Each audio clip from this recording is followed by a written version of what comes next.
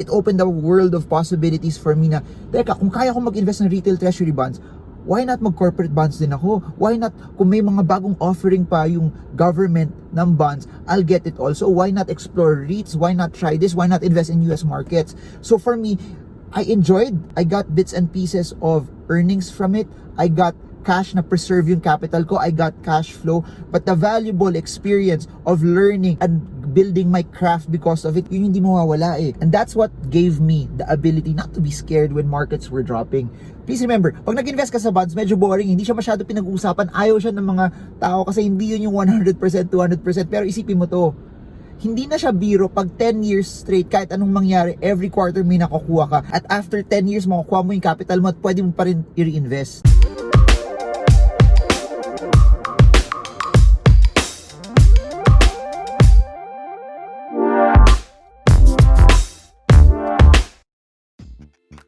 Hey guys, so I'm here in Makati. I'm with my wife. She just went out a bit and got us take-out lunch. But I normally don't go out as what I've noted. But the reason why I'm making this video in YouTube, I got inspired by the post that I posted in Facebook. Your responses were so amazing about it. And I just want to share my journey also in investing in bonds. Because as you all know, bonds are safe.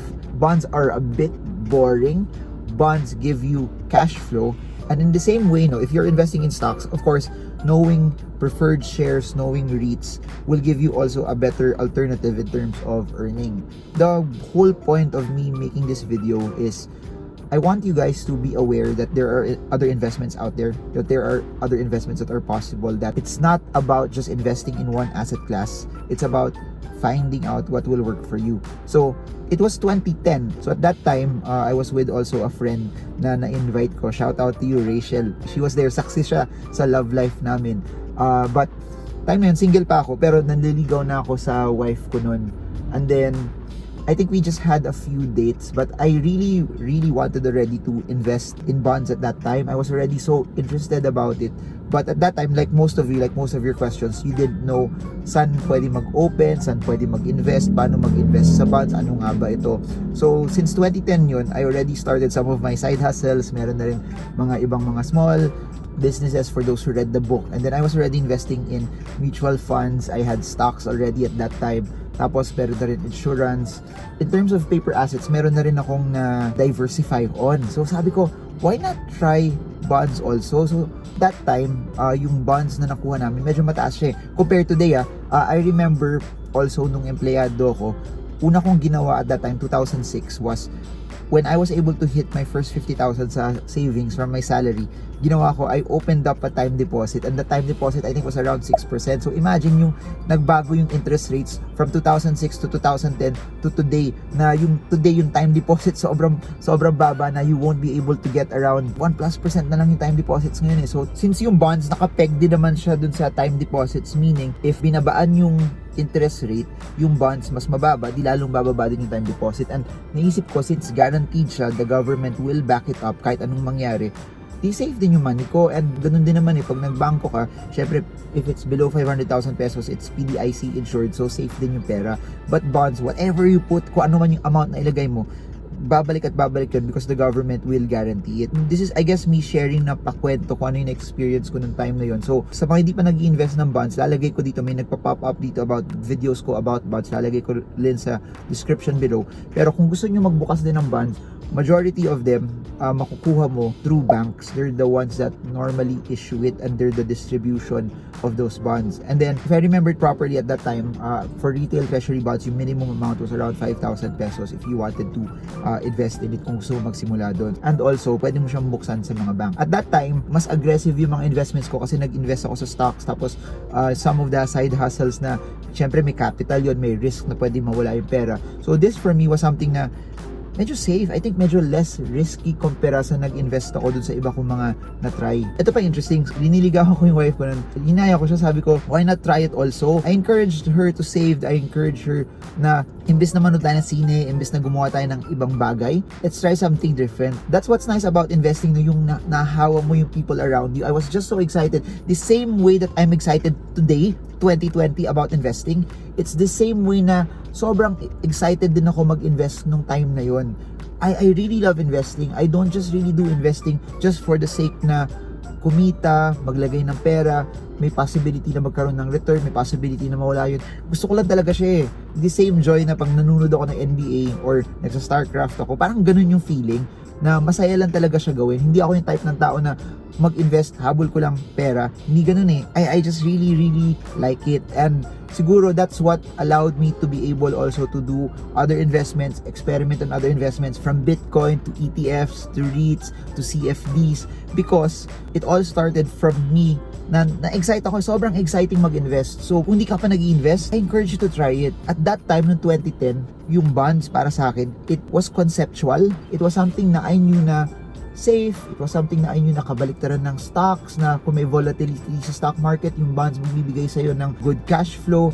Pero concept lang siya, idea lang siya, hindi pa siya talaga buong buo. That's why I keep telling people na mag-start na kayo mag-invest kahit mababang amount lang. Kasi kung mag-start kayo mag-invest, it gives you the confidence na alam nyo kung ano talaga siya. It gives you the confidence na alam mo na kahit ano yung nangyayari, kung inaral mo yung pinasok mo, hindi ka kakabahan. And that's what happened to me. After ko nag-invest doon, sabi ko, wow, ganito lang to kasimple. Every quarter, money would come in. At that time, 7%, 7.25% yon. Just a disclaimer also, yung bonds ngayon, lalo na ngayon 2020, I've made a lot of videos about this, that interest rates are lower.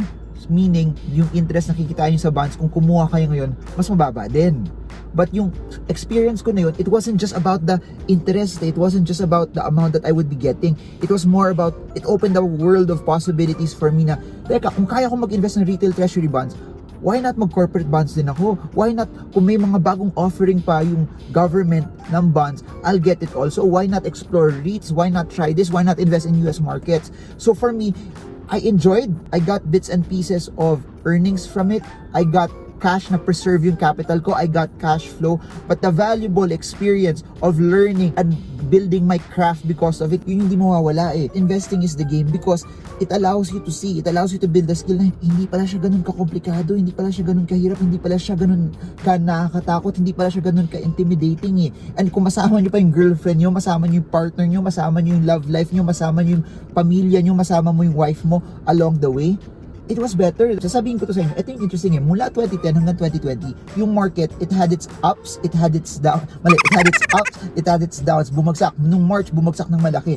Pero, like clockwork, all of the investments that I had na fixed yung cash flow, even when the market was dropping, I got my cash eh. I got my passive income. And that's what gave me the ability not to be scared when markets were dropping. Please remember, pag nag-invest ka sa bonds, medyo boring, hindi siya masyado pinag-uusapan. Ayaw siya ng mga tao kasi hindi yun yung 100%, 200%. Pero isipin mo to, hindi na siya biro pag 10 years straight, kahit anong mangyari, every quarter may nakukuha ka. At after 10 years, makukuha mo yung capital mo at pwede mo pa rin i-reinvest. Investing in bonds 10 years ago wasn't just about the money. It wasn't just about kung ano yung pwedeng kitain. It was more of the experience. It was more of, wow, pwede pala to. There are a world of opportunities and investments na hindi nagagamit, na hindi na-try, na hindi nasusubukan. And the reason why I'm making this video is I can attest to it, that investing works, that investing is the game, that totoo, pag nag-invest ka, tinanim mo, you will reap from it. At sinasabi ko to not from something that I read. Sinasabi ko to dahil totoo, nangyayari to. People always say, ayoko mag-invest ng ganun katagal, sobrang layo. 10 years went by so fast. Hindi ko na malayan. 10 years went by na habang madami pa akong ginagawang ibang bagay, yung bonds na yon lumalaban para sa akin, kumikita para sa akin, nakatanim para sa akin, that nakuha ko ulit at i-reinvest ko ulit. And while that was happening also, it allowed me na, sige, invest pa ako dito. Yung experience ko from that, yun yung nag-push sa akin na pwede pala to eh. And yun yung ini-encourage ko sa inyo.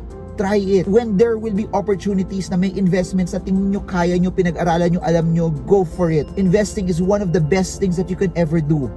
Na habang nakaupo ako dito, nagvi-video ako dito, kung ano man yung tinanim ko noong 2011, 2012, 2013, 2014, 2015, 2016, 2017, 2018, 2019, 2020 na investments, they're there. They're working hard and they're fighting for me. It has to come to a point ngayon that there's so much noise that what's true what's real and what will help people to grow their money.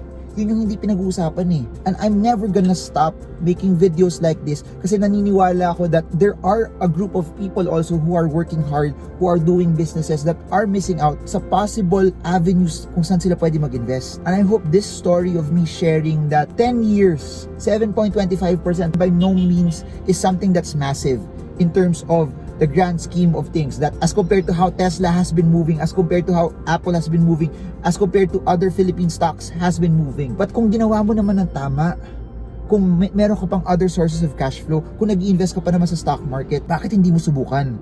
Bakit hindi ka mag-invest? And masaya siya eh. Every quarter may pumapasok. Every quarter on top of everything else that you have or you're doing, na nangyayari siya. Quick explainer ko ano yung bonds, lalagay ko sa description below, pero basically bonds, nagpautang ka sa gobyerno. Basically bonds, binigay mo yung pera mo sa gobyerno, gagamitin nila for whatever purpose, whatever projects that they have.